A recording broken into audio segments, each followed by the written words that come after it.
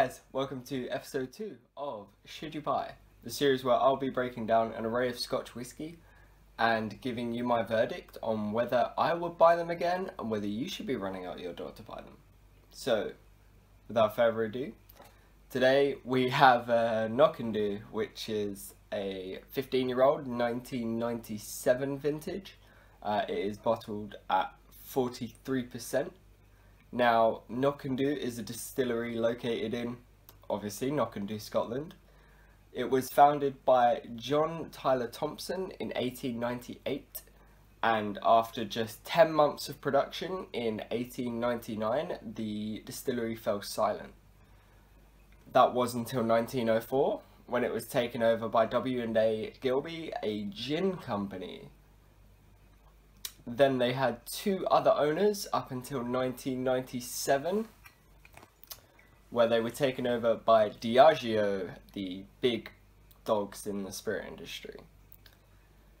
So, what can we come to expect from Knockando? So, their kind of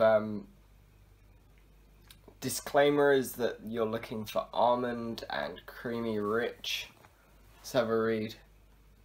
So, richly matured in smooth, sweet, intensely fruity long maturation in different types of casks and enriched the natural, nutty palate of Knockando. So I do believe on the box somewhere they was talking about almonds being quite a big thing, especially in this expression. So, you know, we'll kind of decide that one for ourselves. So yeah, let's have a nose.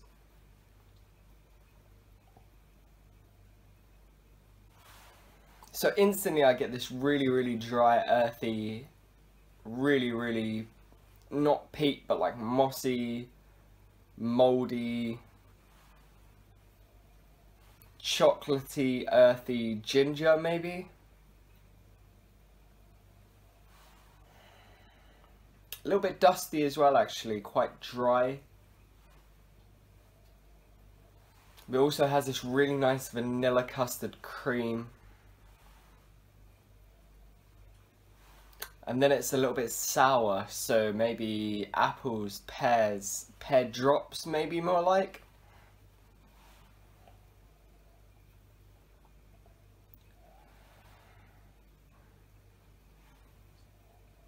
Citrus, lime juice, freshly squeezed. Maybe lemon peel, but more lime. And also there's a strawberry jam component going on as well. So, colour-wise,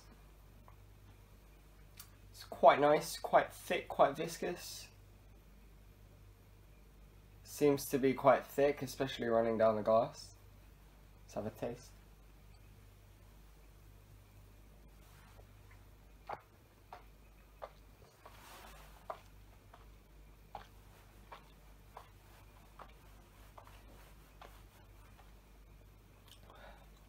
So instantly that really bittersweet arrival. A little bit sour as well. Quite well, I don't know, it's almost like a strawberry and lime cider actually, maybe like a Riesling or something like that. It has that really nice acidity to it. Almost strawberry as well, again definitely that strawberry jam coming through. Vanilla, cream, milk, blue top milk. Chocolate as well is definitely there, but an earthy chocolate, maybe a milk to dark chocolate. Almond as well is definitely there. Really feels like I've just drank a glass of blue milk. Custard. So yeah, actually a very interesting dram. So I'm going to add a drop of water. I'm using bottled water. I always like to use bottled water, just a drop. So I prefer to use bottled water just because it's a lot cleaner than especially the tap water here in London. Sometimes it's a little bit chemically.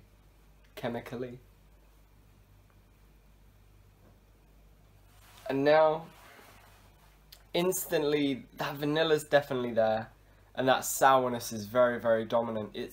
The earthiness is there as well, but now it's gone from extremely earthy to extremely sour, and it's actually very, very pleasant.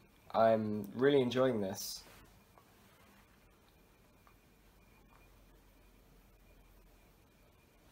I still that earthy, nutty actually now. That nuttiness is coming out a little bit more.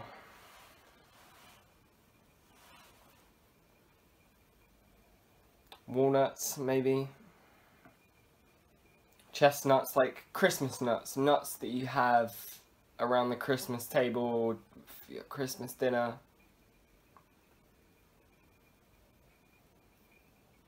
Yeah, very, very nice.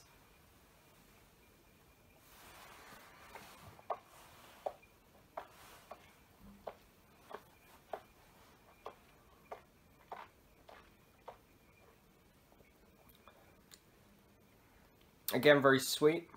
A little bit rubbery now, actually, with the water. Definitely dry oak. Char, very nice char. Still chocolate, still coffee actually, more ground coffee maybe. Something not too chocolatey, a coffee that's quite well. Just nicely earthy coffee. Espresso. A lot of like what I would describe as tequila, the kind of earthy notes you get in maybe a silver or maybe a fake reposado tequila, like a gold tequila.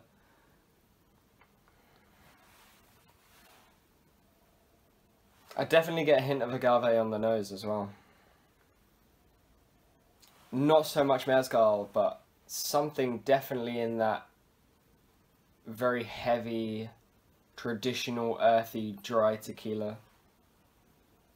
Something I found with a specific brand called Fortaleza, which is quite a famous, well, not famous, but it's quite a popular brand of tequila here in the UK. I don't know if it's popular other cases, but I've tried it before and it was a little bit, I didn't personally like it, but it's quite earthy, very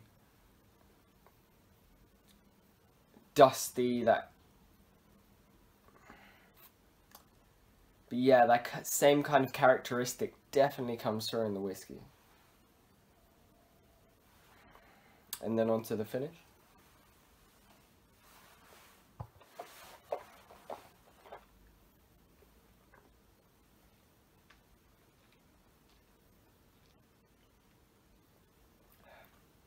So definitely more of that barley sugar coming through now. Sweet, vanilla, ginger, earth. A little bit of pepper maybe. Maybe a touch of black pepper that's been freshly cracked.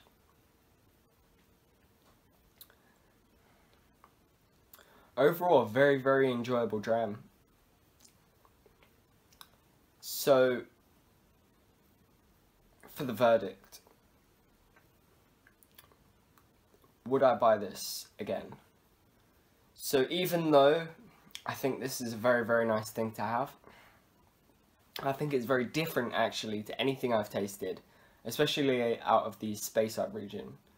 I mean, it still has that typical Speyside character of those pears, apples, sour fruits, citrus. It's still very, very different from anything personally that I've tried before. So, I have the bottle. It is £56 for a 15-year-old, which is absolutely fantastic value for money. The 1977 vintage is definitely, I think, it's worth looking into, especially at the price point for a 15-year-old. It's quite good. However, that being said, unless you want to try something a little bit different, I don't necessarily think that I would be rushing out to buy this over something else.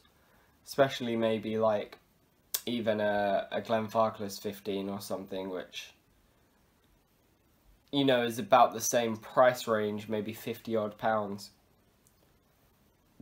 but definitely stands up to this on the level of character. And, you know, when you're looking at a Speyside whiskey, and especially an aged Speyside whiskey with those chocolate buttery kind of fudge notes that I really personally enjoy, I don't think you should be looking towards Knockando. Don't get me wrong, this is a fantastic whiskey, and if you want to experience that chocolatey, earthy, very different agave tequila, then it is worth going out and purchasing. However, if it's just something you wanted for everyday drinking, I'm not entirely sure this is the whiskey for you. So that being said, out of a score. So out of 100, I think this one personally, for me, gets maybe a 73 or a 74. Let's push 74 because that really nice rich chocolate sugary barley sugar candy sweetness icing sugar that we're getting